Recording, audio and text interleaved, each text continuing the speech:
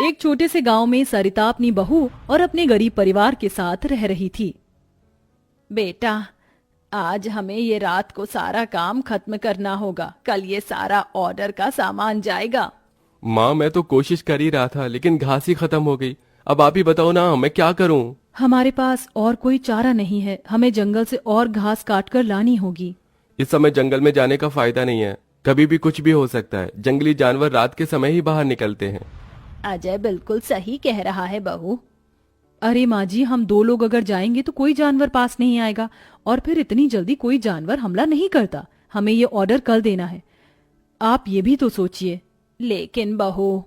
माँ जी, आप चिंता मत कीजिए, कुछ नहीं होगा, बस आप बच्चों के पास ही रहना और उनका ख्याल रखना। अगर ये ऑर्डर नहीं गया तो बच्चों के लिए हम गर्मी से बचने के लिए कूलर भी नहीं खरीद पाएंगे। सरिता की बहू भाविका और उसका बेटा, ऑर्डर नहीं गया तो बच्चों के लिए हम गर्मी से बचने के लिए कूलर भी नहीं खरीद पाएंगे। सरिता की बहू भाविका और उसका बेटा, वो तीनों घास से पंखे कूलर बनाने का काम किया करते थे, इसलिए उन्हें घास की जरूरत पड़ती। रात के समय जंगल में जाते हैं। भाविका, जरा से भी हलचल हुई तो मुझे बता देना, कभी भी कुछ भी हो सकता है। ठीक है जी, मैं आपको बता दूंगी। और भाविका दोनों ही जंगल में घास काट रहे होते हैं, तब उन्हें झाड़ियों से आवाज आने लगती है। क्या तुमने भी वहाँ से कोई आवाज सुनी है? हाँ जी, मैंने भी सुनी है। मैंने तुम्हें कहा था ना, इस समय आना ठीक नहीं है। चलो देखते हैं उधर क्या है। भाविका और अजय झाड़ियों के पास जैसे ही जाते हैं, उन झाड़ियों के पीछे से एक आदमखोर भेड़िया निकलता है। भागो यहाँ से, यहाँ पर तो बहुत खतरनाक भेड़िया है। अजय और भाविका दोनों अपनी जान बचाकर भागने लगते हैं। अजय, अब हम लोग क्या करें? कहीं भेड़िए ने हमें खा लिया तो? रुकना मत, बस भागती जाओ। भागते भागते वो दोनों जंगल से किसी तरह बाहर निकल आते हैं और भेड़िया उनका पीछा छोड़ देता है। जान बची तो लाखों पाए, लौट के बुद्धू घर को आए। रास्ते में चलते हुए आधी रात के समय उन्हें गांव के एक कूड़े के ढेर के पास एसी पड़ा हुआ नजर आता है। अरे देखो जी, यहाँ पर एसी पड़ा है। अरे पता नहीं किसका होगा, चलो यहाँ से चलते हैं। मुझे लगता है किसी ने ऐसे ही डाल दिया होगा। मैं तो कहती हूँ इसे लेकर चलते हैं। भाविका अजय को एसी ले जाने के लिए मना लेती है, जिसके बाद वो दोनों उस एसी को घर ले आते हैं। लेने गए थे, ये क्या लेकर आ गए हो? ये हमें रास्ते में पड़ा मिला। जब हम कूलर पंखे बना लेते हैं तो एसी भी बना सकते हैं। इस खराब एसी को छोड़ो और ये बताओ, क्या तुम घास लेकर आई हो? सरिता के ये बोलने के बाद जंगल की दुर्घटना के बारे में दोनों बताते हैं, जिसे सुनकर सरिता हैरान रह जाती है। अच्छा, इसका मतलब बहुत बड़ी मुसीबत से बचकर आए हो तुम दोनों, और साथ में ये कचरा उठाकर ले आए। वह तीनों बहुत ज्यादा परेशान हो जाते हैं। कल का ऑर्डर पूरा करने के बाद उन्हें कुछ पैसे मिल जाते, लेकिन घास न होने की वजह से उनका ऑर्डर पूरा नहीं हो पाता और वह ऑर्डर कैंसिल हो जाता है।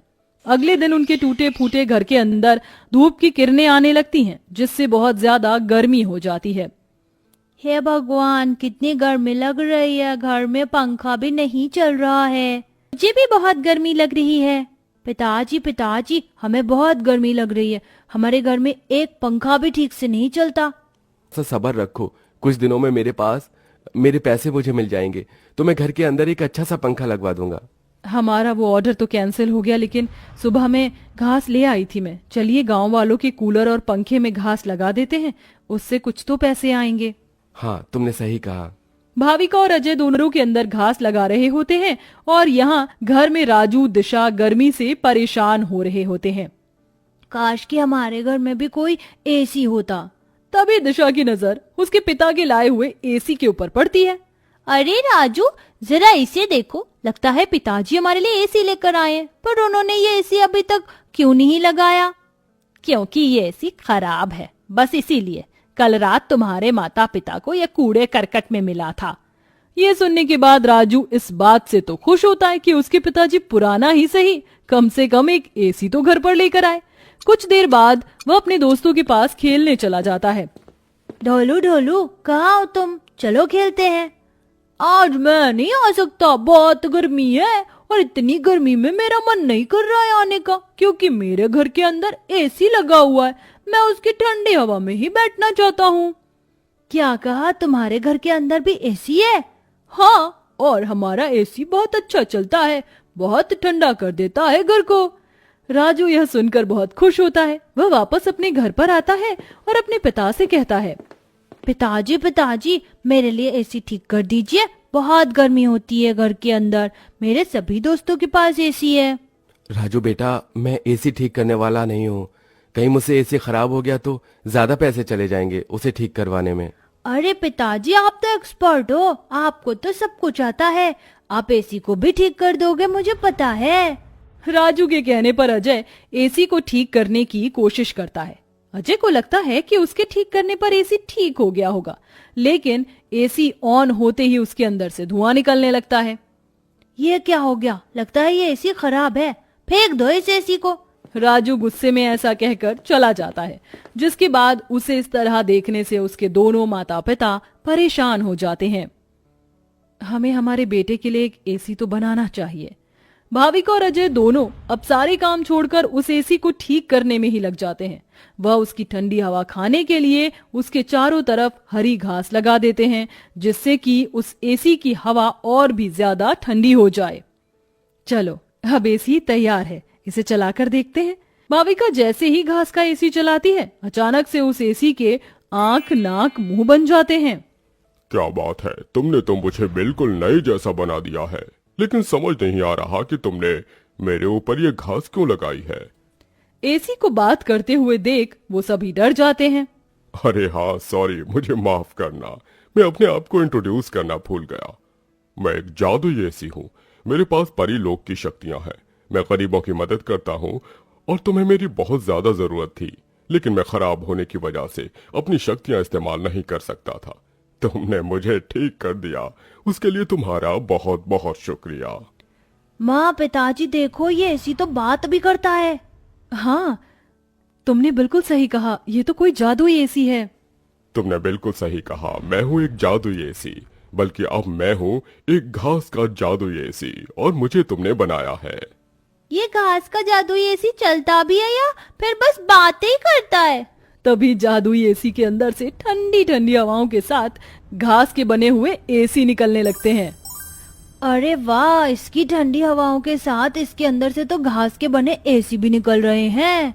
यही तो मेरा जादुई कमाल है, मेरी ठंडी हवाओं के साथ तुम्हें घास का एसी भी मिलेंगे।